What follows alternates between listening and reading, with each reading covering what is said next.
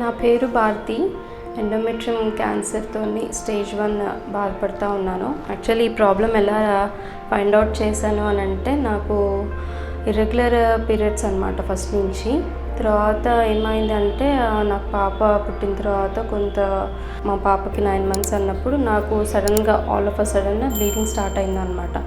ఆ bleeding start అవ్వడము నేను నార్మల్ ప్రాబ్లమే అయి ఉంటుందిలే అని అనుకున్నాను, కానీ దాన్ని ఎంత పెద్దగా సీరియస్గా తీసుకోలేదు. 1 month వరకు ఏమవుతుంది అంటే 1-2 days వచ్చి ఆగిపోయేది, తర్వాత నెక్స్ట్ మంత్ మళ్ళీ అదే టైంకి వచ్చేది. తర్వాత ఏమైంది అని అంటే మంత్లోనే 2-3 times రావడం జరిగేది. ఆ తర్వాత కంటిన్యూస్ ఫ్లో అనేది ఉండేది అనమాట. ఎక్కువ ఫ్లో ఉండేది కాదు, కానీ ఫ్లో మాత్రం కంటిన్యూస్గా ఉండేది. సో అనుకున్నాను స్కాన్ చేయించుకోవాలి అని చెప్పేసి 2022లో ఆగస్ట్ నేనంతటా నేనే సెల్ఫ్ స్కాన్కి వెళ్ళి చూపించుకుందాం, అసలు నాది లోపల కండిషన్ ఎట్లా ఉంది ఏంటి అని చెప్పేసి అనేసి నేను మార్నింగ్ వెళ్ళి చూపించుకుంటే స్కాన్లో తేలింది ఏంటంటే ఎండోమెట్రియం థిక్నెస్ 28 mm వచ్చిందనమాట. 28 mm వచ్చింది. బట్ నాకు ఫస్ట్ నుంచి ఏంటంటే ఇర్రెగ్యులర్ పీరియడ్స్ ఉండడం వల్ల ఈ అలోపతి వాడుతూ వెయిట్ గెయిన్ అవ్వడము, సైడ్ ఎఫెక్ట్స్ చాలా వచ్చి నేను మానేసేదాన్ని అనమాట. అది వెళ్ళకుండా హోమియోపతి ట్రీట్మెంట్ తీసుకున్నాను.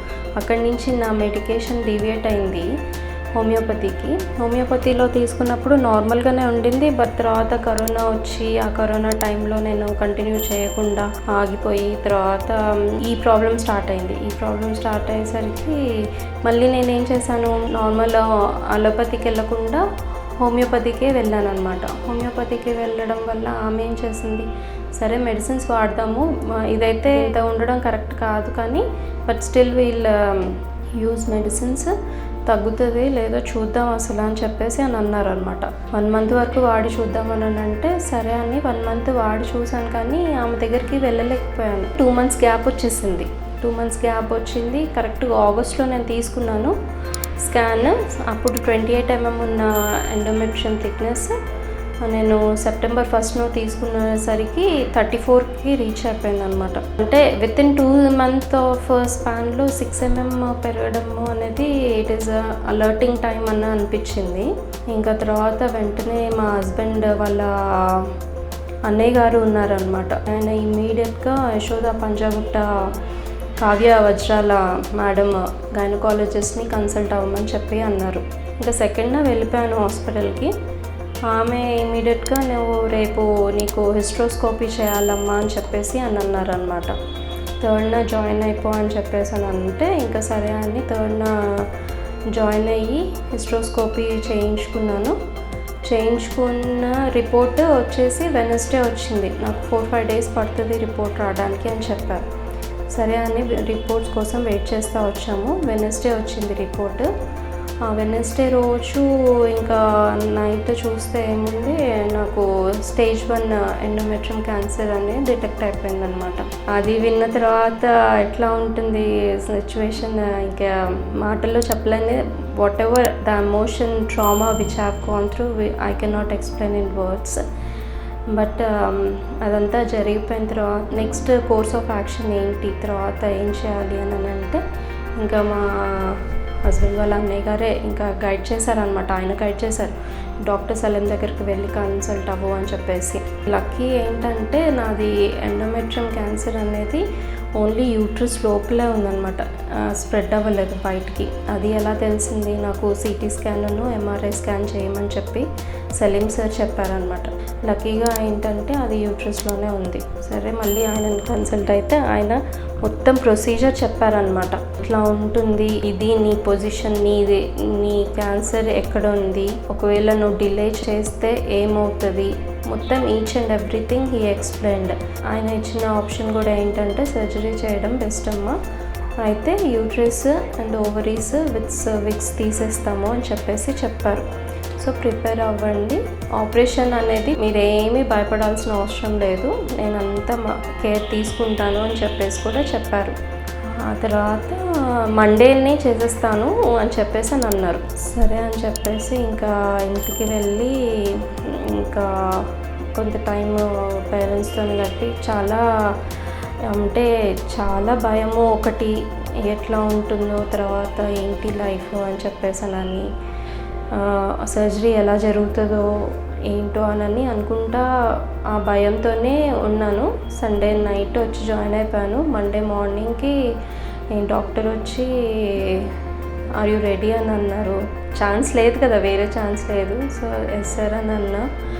తర్వాత మళ్ళీ డాక్టర్ గారు సర్జరీకి తీసుకొని వెళ్ళడము, ఇంకా తర్వాత సర్జరీ చేసేసిన అసలు నాకు ఎలా జరిగింది ఏంటిది అవన్నీ తెలీదు. ఇంకా సర్జరీకి వెళ్ళడం వరకే తెలుసు. తర్వాత బయటికి అయిపోయిన తర్వాత మా సర్జరీ అయిపోయింది నీకు అని చెప్పేసి అనటము.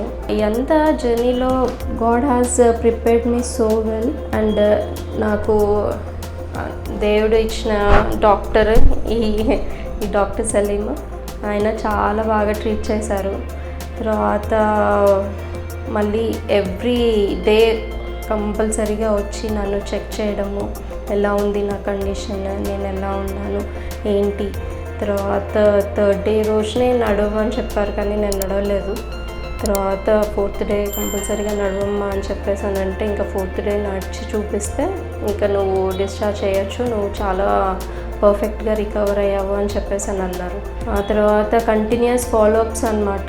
21 డేస్కి, తర్వాత 1 మంత్కి, తర్వాత 2 మంత్స్కి, తర్వాత 3 మంత్స్కి, ప్రతి 3 మంత్స్కి ఈచ్ అండ్ ఎవ్రీ మంత్ ఆయన దగ్గర వచ్చి ఫాలోఅప్ అవుతూ ఉన్నాను. ట్రీట్ చేసే విధానం చాలా బాగుంది, చాలా బాగా ట్రీట్ చేశారు. అసలు చాలా చాలా థ్యాంక్స్ డాక్టర్ గారికి అంత బాగా ట్రీట్ చేసినందుకు. మంచి ఫోన్లో కూడా కంటిన్యూస్ అంటే ఫోన్లో కూడా ఫాలోఅప్ అవుతూనే ఉన్నారనమాట. నేను ఎలా ఉన్నాను ఏంటిది బాగున్నానా అంటే పేషెంట్ ఒక డాక్టర్కి పేషెంట్కి ఉన్న రిలేషన్ అన్న బాగా హీ మేడ్ ఇట్ అని చెప్పచ్చు. మంచి డాక్టర్ ఆయన. ఇంకా ఆయనకి ఎన్ని థ్యాంక్స్ చెప్పుకున్నా ఇంకా చాలా తక్కువే అని అనిపిస్తుంది. థ్యాంక్ యూ డాక్టర్ సలీం గారు. ఇప్పుడుకి నాది సర్జరీ అయ్యి 6th మంత్ అనమాట. 6th మంత్ కూడా ఫాలోఅప్ ఉంది అని చెప్పేసి అంటే వచ్చి చెక్ చేయించుకున్నాను. కాకపోతే ఏంటంటే క్యూరబుల్ అయితే నేను 1-2 మంత్స్లోనే క్యూర్ అయిపోయింది నాది స్టిచెస్ అంతా. కానీ కొంచెం లైట్గా బ్యాక్ పెయిన్, ఇది లోపల స్టిచెస్లో నొప్పి, ఎందుకంటే కొంచెం పని చేసుకోవడం, ఇంట్లో పని చేసుకోవడం స్టార్ట్ చేసేసాను అనమాట. 3rd మంత్ నుంచే పని చేసుకోవడం కొంచెం స్ట్రెయిన్ అవ్వడం వల్ల నాకు బ్యాక్ పెయిన్ కొంచెం ఇది అనిపించింది. అయితే డాక్టర్ సలీం గారు ఈ నొప్పిలకి ఏం ప్రాబ్లం లేదమ్మా, అదంతా క్యూరింగ్లో ఒక ప్రాసెస్ అంతే, నేను క్యూర్ అవుతున్నావు అని అనుకో అని చెప్పేసి అని అన్నారు. లైట్గా పైన ఎక్సర్సైజెస్ చేయమని చెప్పారనమాట. ఇక్కడ ఉన్న స్టాఫ్ కావచ్చు, నర్సెస్ కావచ్చు, అంతా చాలా బాగా కేర్ తీసుకున్నారు. నా విషయంలో వస్తే మాత్రం చాలా బాగా కేర్ తీసుకున్నారు. డాక్టర్స్ కానీ, స్టాఫ్ కానీ, తర్వాత ఎవ్రీబడి, ఈ చిన్న ఫిజియోథెరపిస్ట్ వచ్చి వాళ్ళు కూడా వచ్చి నాకు ఎలా నడవాలి, ఎలాంటి ఎక్సర్సైజ్ చేయాలి ఏంటిది అని చెప్పేసి అన్నీ చెప్పడము. ఇక్కడ ఫుడ్ కావచ్చు అంతా బాగుంది. యశోద హాస్పిటాలిటీ అంతా బాగుంది. At the same time doctor యొక్క హాస్పిటాలిటీ కూడా చాలా బాగుంది. Thank you for Yashoda hospital and thank you doctor Salim గారు. Hello, good morning everyone. I am Dr. Sheikh Salim, consultant surgical oncologist, Yashoda Hospitals, Malakpet branch. Today I am going to discuss about one important case, that is gynecological oncology case, carcinoma endometrium. Actually, I have seen one patient, Mrs. Bharati, 40 years old. She was presenting with irregular bleeding per vagina and her cycles was abnormal and she presented to us.